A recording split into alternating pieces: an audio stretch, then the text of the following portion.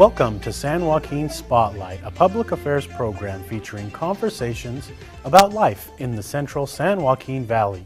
This program is brought to you in partnership between KFSR 90.7 FM and CMAC Fresno.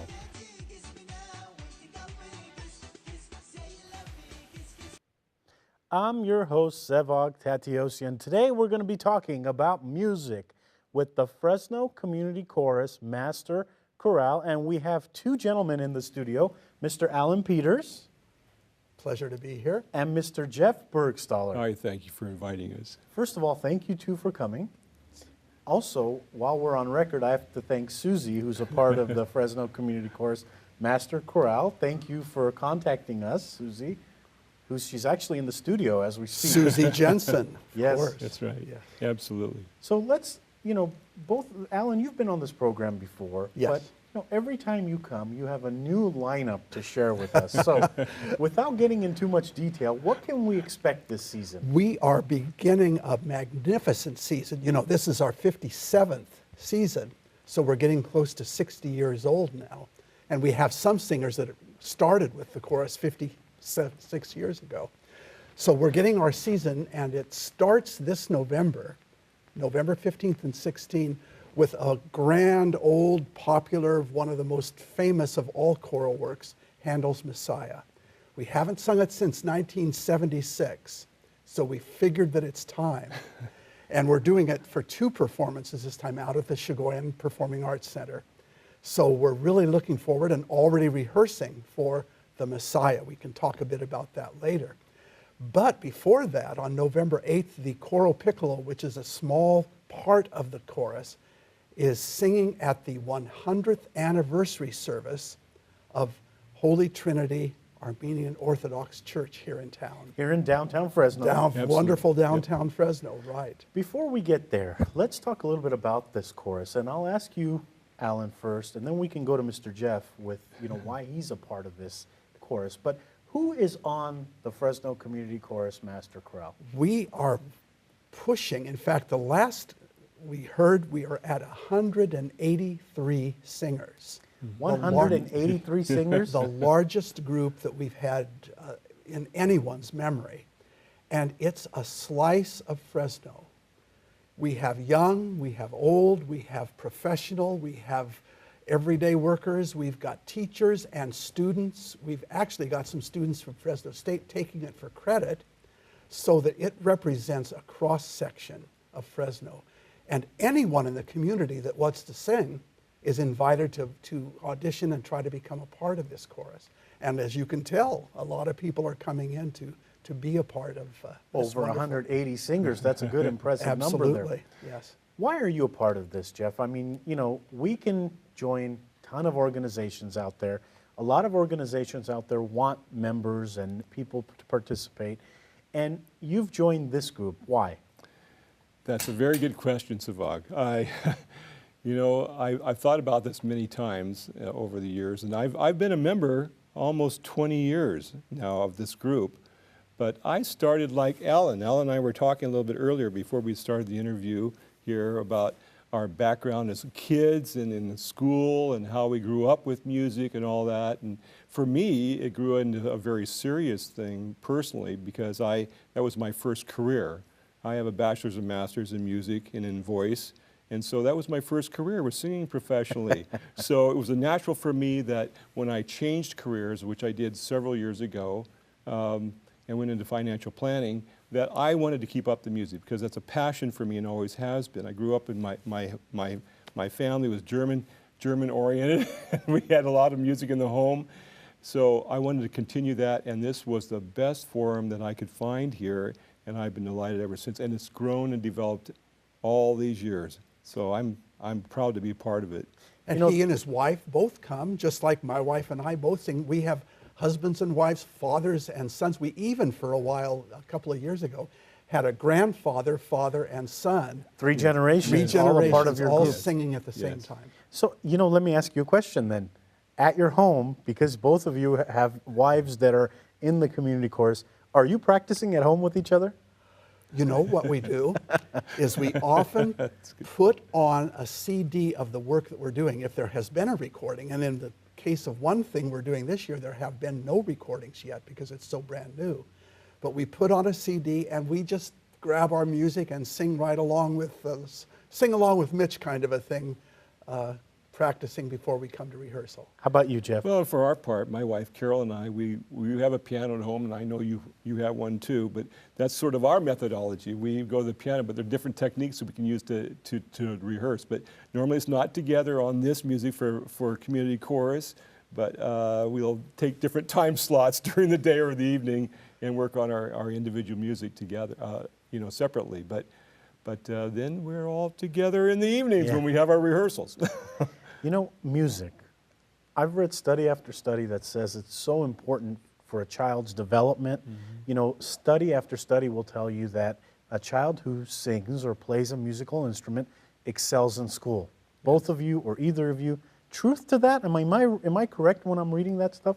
I think so. Music has been a part of most people's lives since they were infants. Their mother sang to them. They've heard music. If they go to church, they hear music in the church. And it used to be that we got another whole dose of music in the schools. We're getting back to that again. We see more and more schools picking up music. But we need to make sure that our kids get grounded in music. Our teenagers, of course, they're very deeply involved with their kind of music. And it's a wonderful thing to see every generation learning that music is a way of expressing yourself. It's a way of learning. It's a way of getting disciplined and working your mind to the point where you're really catching on to things and trying new approaches. Music is one of the best ways to keep your mind active. How do you stay, well, yeah, if you can answer the question as well. Oh, I'd like to add a little bit to that, if I may. Left brain and right brain, and there have been many studies done with this. We know that I would say probably more than half of scientists and mathematicians have a music background as well, because the right brain is able to benefit from the left brain. They have done many studies on this and have proven that children will advance more quickly in their studies and are open to more learning and develop more quickly if they have music, because that's the way the music works on the brain. So there is there's a technical part to music, very, very technical, okay? So to master some of those things helps with all of the other areas. I remember a few years ago, there was a study that took music and played it with infants. And they discovered that infants like music, and somehow they discovered that Mozart was the favorite of all, and there were studies about this. That's right. But they had CDs and tapes and everything that mothers and fathers could play for their children in the crib to get them ready for a life full of music. You know, I've been to several of your performances, and for the record, I have to say that they're very touching. They're wonderful performances, and you know, I could believe that I'm there with a very professional, very world-class group. I mean, you're volunteers, but the group together does an incredible job. Do you get comments like that? All the time, and it's partly due not only to our own devotion to this. You know, amateur means you love what you're doing. Amo is the word in Latin for loving, and so an amateur is someone that's in it because they love to do it. And we are developing amateurs that really are at a professional level. And a lot of this is due to our director. Our artistic director Dr. Hamry? Anna Yes. Hamry, and she is able, and I think you've even seen some of the rehearsal tapes that people have taken showing how she is able to draw out of us not only beautiful sounds, but emotion and fervor and commitment, and it ends up being a professional performance, really. How do you keep the emotion level, I want to say out of it, but that's not the proper term. I mean, the reason I ask is I've sat through a couple of years. You did a Requiem service one year. It was very powerful. It was very touching. Now, how do you keep the emotion out of it? I mean, I could have easily had tears in my eyes if I was singing that deep. I think it's a balancing act. It really is a balancing act.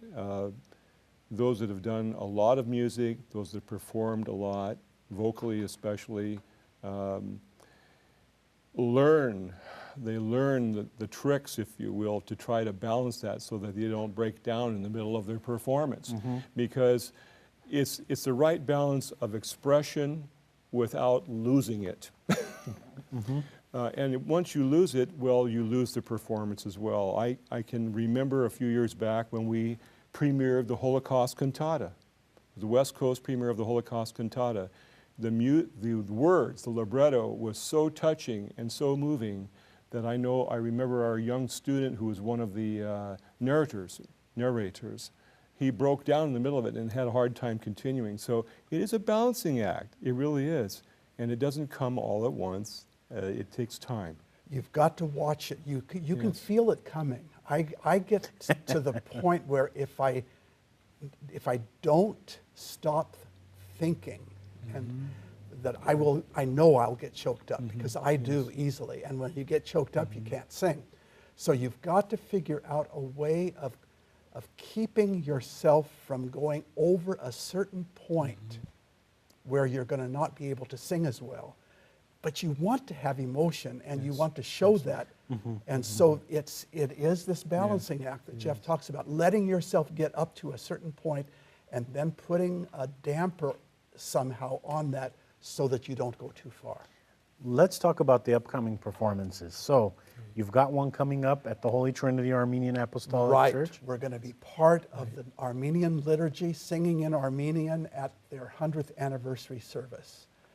Then a week later, the whole Master Chorale sings the Messiah, which is a whole story in itself. Then December the 6th, with the Fresno Philharmonic, we do their Home for the Holidays concert. Can I stop you there? Sure. How is the partnership with the Philharmonic? And then, I mean, do you all get intimidated? And this could be a question for both of you, because, you know, the Philharmonic, you always hear of, oh, this great, I mean, you know, I'm a football fan, and I always, you know, when the Patriots are playing somebody, you know, wow, the Patriots are playing somebody. So, like, the Philharmonic is this professional group. How do you all feel partnering with them? You know, I mentioned that the chorus was started in '56. That very first year, we already sang at a Philharmonic concert, because so much of the symphonic literature involves chorus. You've got requiems, and you've got oratorios, and you've got all sorts of orchestral works that have a chorus along with them. Many symphony orchestras have what they call a symphony chorus. San Francisco does, New York does, so that there is always the capability of bringing an orchestra and a chorus together. So we've done it over the years. I remember how exciting it was the first time, but after you've done it a few times, that we've sung under all of the great conductors of the Fresno Philharmonic, and you get used to each conductor, you get accustomed to their specific individual ways of doing things. And it's a great experience. A lot of the college students that sing with us think it's just a wonderful thing to have the opportunity not only to sing with a Philharmonic, but to sing the caliber of music that Philharmonic choral music requires. Jeff? I think our Fresno Philharmonic is by far one of the best regional philharmonics in the nation. And I think our conductor, our maestro Kuchar, has helped that to come along. But we have a lot of talent here, but we have a lot of talent in the singers as well. And I think that the younger the member, okay, the younger in age the member and less experience, tends to be a little bit intimidated by the professionalism of the orchestra, the ability of the musicians. We're musicians as well, so there's not a difference between vocalists or singers and instrumentalists. We're all musicians. It's what degree or what level are we at. In our chorus, we have a cross-section of so many accomplished singers. It's just wonderful, okay? We have, I would say, dozens of educators and music educators within the group. We have those that have masters and doctorates. And so these people are used to performing, and I think there's a lot of mutual respect between the Philharmonic today that had to grow over the years, that there's a mutual respect that's grown between the chorus and the Philharmonic. And so together we make music. You know, and you all travel abroad. I've seen some Yes. pictures of you and your team and you and your partners go up to different countries. I mean, how does that Next summer, feel? Greece. Next summer, Greece. Yes. So, I mean, how does that, see, I mean, it's not I don't know if you can call it amateur anymore. I mean, you're going around the world, you're performing with Philharmonics. Well, we feel that we are professional. The Yes. only difference between an amateur and a professional in our eyes is that the professional gets paid. Right. The skill levels are the same, our commitment's the same, our desires and our love for music is the same. It's just that we do it for the love of it. And we would sure love to get paid for doing it, but that's not always in the works. But you don't want to stop doing it or not do something just because you're not getting paid for it. Now, so let's say someone listening now wants to invite you to a school or somewhere, a wedding, and say, you know what, I would like the community chorus to come perform. Do you do stuff like that, and is there a fee? There would be a fee, Okay. and it would probably be a smaller group because 100, to plan and schedule 183 people to be at the same place at the same time takes years of preparation, and often the wedding, it's just a few months away. So there would have to be an understanding that it would be a smaller section of the group. But yes, I remember at the River Parkway That's celebration a few years ago, correct. we had a double quartet, and we've Absolutely. gone to some Christmas carol sings. We've done a lot of other things where groups of singers have gone to, and we love to sing. So that the Holy Trinity Armenian invitation this year was for a small group to come out, and they contracted with the group so that we could do that. We, of course, have about a $70,000 a year budget because music costs money. Of course. The hiring of a hall to sing in costs money. Bringing in orchestra players. Now that's the most expensive part of our budget is if we do something with an orchestra, we have to hire the instrumentalists, many of whom come from the Philharmonic, to play the orchestral part that goes along with our singing. We have all sorts of expenses, and so we do have, as members, we each pay a fee to sing. You gotta love it. I mean, you give time, you perform, and then you pay to be a part of it.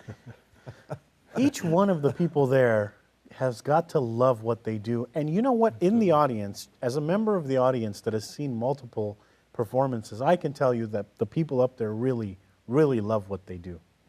We do. We think the same.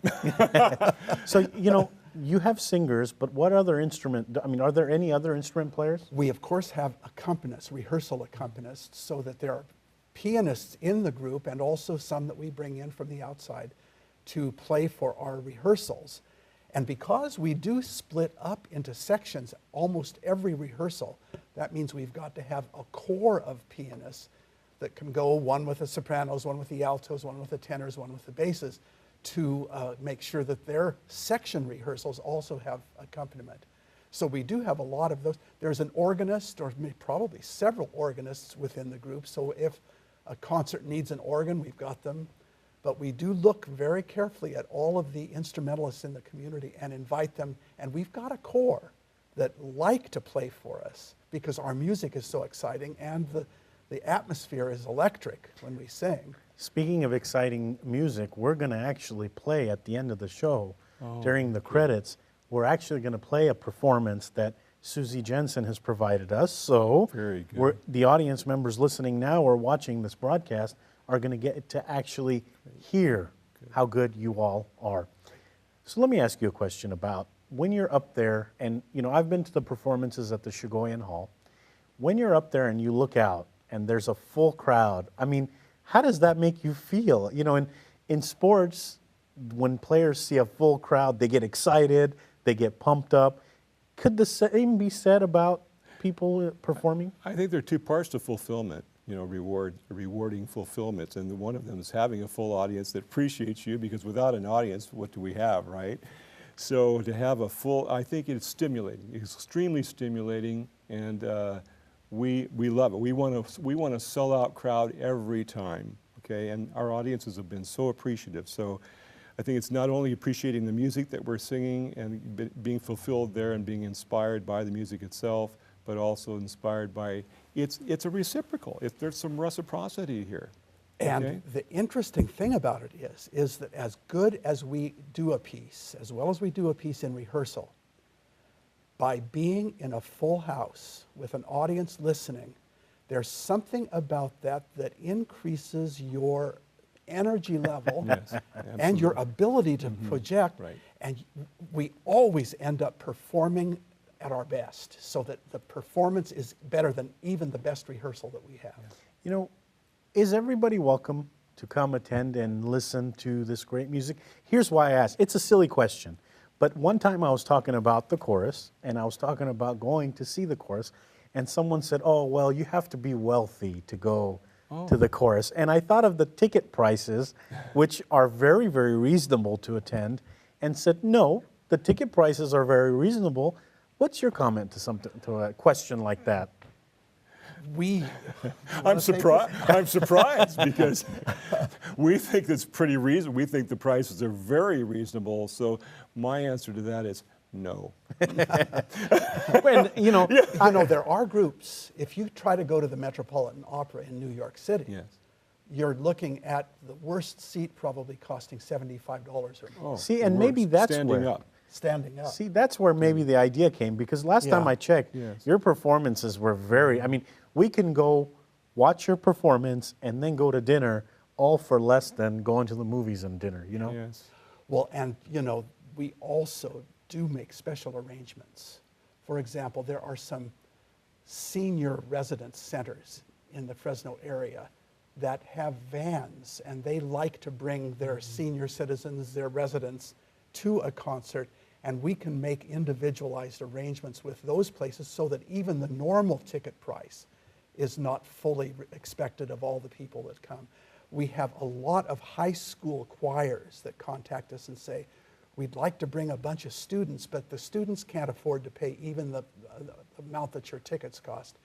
And we have friends and people that pick up the difference and make sure that students that are interested in coming have an opportunity to hear great music without having to break their piggy banks to come. If I may add something Sure, to sure. that too, Alan, we are, and it touches back on a question that you had earlier, Sevag, about if a community organization or a group were to ask us to come and sing, would we be able to do that? Are we going to do that? What are our thoughts about that? Okay, and so it's community involvement. This is a community chorus.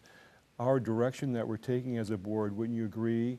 Especially now, is placing more emphasis on even more partnering with the community to help them accomplish their goals, and they with us to accomplish our goals of spreading the music, and that's what we're doing. So yes, we're going to go to more of those groups as time will allow and groups will allow. They may be small groups, but that's the direction, some of the direction that we want to take, is to partner more and to provide that. And to that more leads us people. directly to the next concert next spring, which is on March the 22nd and is with the Philharmonic again. But then in April, on the 25th of April, Jeff is particularly involved in this. We are doing as far as we know, the Northern California premiere of a brand new work called The Alzheimer's Stories. Interesting. And it's obviously dealing with the whole issue of Alzheimer's disease. 3 sections in this particular work. One is the numbers of Alzheimer's. It talks and sings about that. Secondly, it focuses on the patients themselves, the victims of Alzheimer's. And the 3rd section is on the caretakers. And what Jeff has been doing has been drawing together the community to be aware of this. And tell us a little of the community that's coming together on this. I mean, this talk about fulfilling. This is one of, it's not just performing, it's the process of preparing for performance that's bringing about a lot of these things. And so a lot of us have been touched with Alzheimer's in our families, with our friends, or those that we know of, and it's touched our lives very deeply. And so this is something that we want to share with others and have a broader reach to the community and educate as much as we can, as well as help, okay? So Alzheimer's Stories came about, it was about 5 years ago. About 5 years ago was premiered on the East Coast, and it's been premiered in the LA area, and now we're doing this performance. But it's allowing us to connect more with like the Alzheimer's Association, okay? UCSF, Alzheimer's and Memory Loss Center. It's Alzheimer's Foundation. So already we have those that are on board with us and believe that through music, this unique venue, this unique format, forum, that we can reach more, because we know the last two things to go with Alzheimer's or with memory loss patients are love and music. So those are the two last things that go. So this is where we can be, as singers and performers, much a part of a much bigger situation and touch people's lives. We are running out of time. Believe it or not, the show has flown by this evening, but we are running out of time this week on the program. Tell our audience members how to find out more information, who to call if they have questions. Obviously, we sell tickets to all of our concerts, and you can find out all of this information on our website, which is easy to remember. All one big long word, FresnoCommunityChorus.org.